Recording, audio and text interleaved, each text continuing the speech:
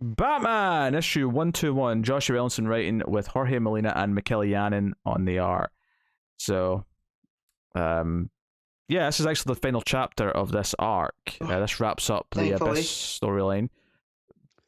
I don't know if I'd quite go that harsh, Matt, but I don't. Yeah, that was a bit harsh, given that I don't think you were that negative on the last few issues, were you?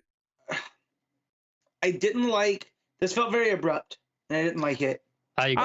This issue. Yeah. I'm not necessarily disagreeing that this is a little abrupt, but I've seen this. I'm getting a little bit of flashbacks to some Flash stuff with Williamson. So, but when you say thankfully though, that implies that you've been wanting it to end throughout the course of the arc, and I don't feel like that's been true. Yeah, this is the opposite. It's not thankfully. It's like, damn it, why is this the last issue already? Yes. You want this probably needs another 2 or 3 issues. Instead, it's like, oh, we've got a crossover coming. Wrap this shit up. Yeah, I mean, the whole Abyss thing in this, the more I got to, I was just like, oh man, this is not, I don't like where this is going. And then it moves it on real quick to so maybe thankfully it was the wrong one, but I didn't, this is definitely the least of the, on the lesser side of Williamson. Kind of glad Starsky's taken over. I'm not gonna lie. Yeah, I mean, what's funny now is that, because I mean, basically it's right after the crossover, isn't it? Like, he's got a couple months of crossover, and crossover's 2 months. Yeah, I think, which is April. I think he's got June as well. I don't. I'm hoping it takes over till July. So he's got like an epilogue issue or something for his little mini run. Yeah. I'm hoping Shadow War is more Robin than Deathstroke Inc. And maybe this issue. But I don't know. I think I'm maybe just a little burned out. I do this with Williamson a lot, where I get burned out on certain things, and like here, I mean, I think it's just writing. It's okay to admit that he's hit and miss, because I think he is very hit and miss. He is, and this right here is definitely more of a miss. Yeah, the Abyss stuff, the League of Batman. It's a shame, because I think most of the arc has been not spectacular by any means, but I think it's been perfectly decent. And actually, then this issue is just like, yeah, we're done now. I'm like, I think that's it. The arts, despite the fact that the arts, there's been like multiple arts in every book, there's been a lot of art that's definitely elevated significant chunks of it. I will say, on the subject of this wrapping up a bit quick, there's actually the moment in here that I thought should have been the end of an issue. The moment where Batman like just says a phrase, and then all the Batman Inc. stop fighting and go, oh, that's the code word that we stop being undercover now. And it's like really early in this issue. Right. I was like, that's the end of an issue. You have that page. Oh, okay, we're not undercover anymore. Now we're with Batman again. Like that you do the end of an issue on that beat.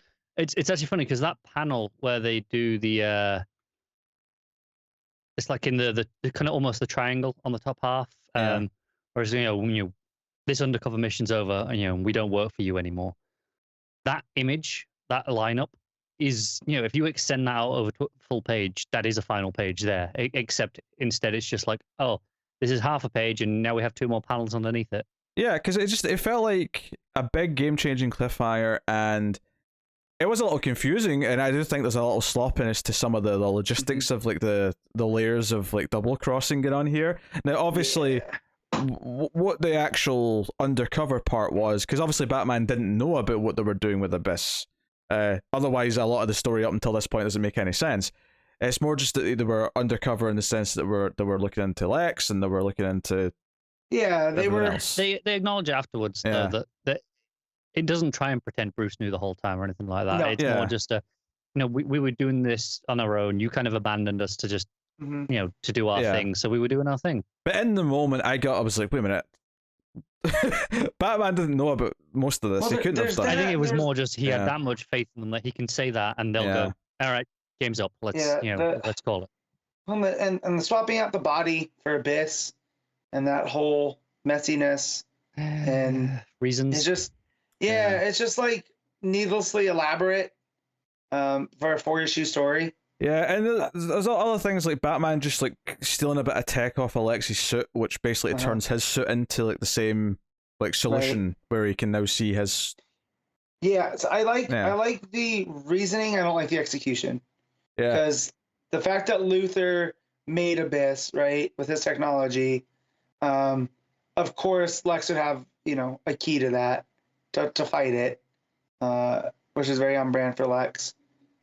So, and I'm not against the idea that when Batman Inc. was announced originally, which is what we see at the start of the issue, is that Lex immediately says, "Oh, I need to counter this. Bruce Wayne's going to have Batman Inc. I want a Batman Inc." That's very Lex. Yeah.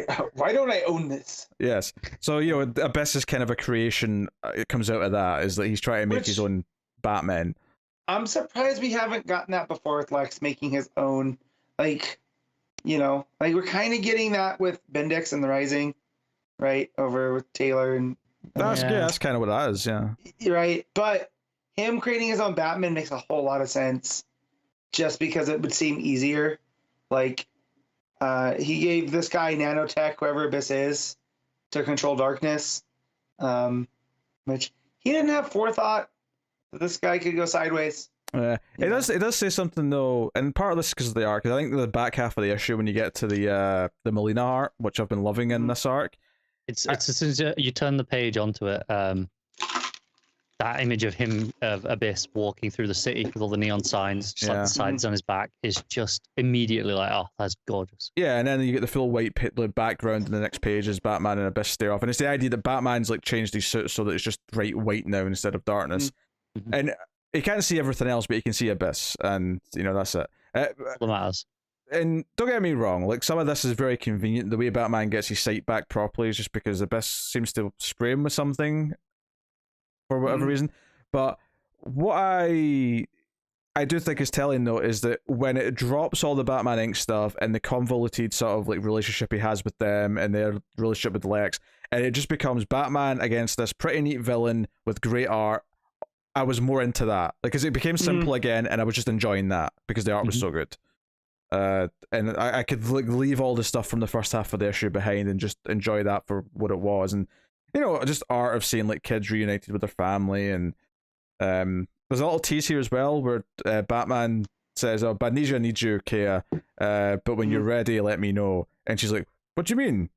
And I'm like, "Oh, he's recruiting." I do like Batman having this network of people, This definitely feels like, Batman Inc. has a new member to be, right? Yeah, I just, knowing that Williamson's not staying in the book, though, I do wonder what the game plan is. I would say, given the amount of other random books that Williamson writes, especially given his stature in DC right now and how he's writes a lot of the big events, this could come up literally anywhere. I mean, I feel that's why we have Avery over in Justice League Incarnate, right?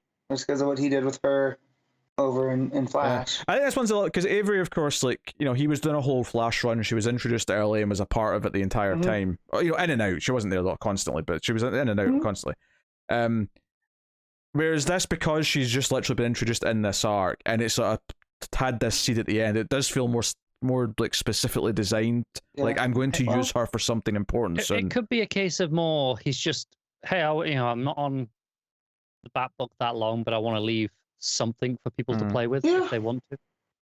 Yeah, I guess. I mean, she could show up during Shadow War too, because he needs to do stuff in Badnesia. Yeah. I will say, I got a little worried at the end because when Batman calls Oracle and Oracle says, "Oh, the tower, like Arkham Tower, like Batman, where are you?" I was very pleased that, like, because I was worried when she said that, and then I was like, "Oh God, does that mean Bat?" Because not that it would be terrible if Batman showed up at the end of the Arkham Tower arc, but I don't. This is like the Bat family story, and him showing up to save the day at the end would sort of, be a problem. You might want to be prepared to get a little disappointed in a couple of issues' time, Pete. But and then it's got a couple of epilogue things. Kay is looking into Luther stuff, and Clown Hunter and Ghostmaker are being brought in to do things. It's just setting up that annual, right? Which, sure, might be fine. Yeah. And then it teases Deathstroke for the crossover on the last page. So that's what it is. There's things in here I liked. There was things in here it felt rushed. So favorite part was absolutely Batman versus Abyss and the art that went along with it. And part of it was because it became this simple encounter between them that was cool and looked nice. The convoluted nature of like the double crosses and all that stuff from the first half. Again, I think it was just kind of rushed.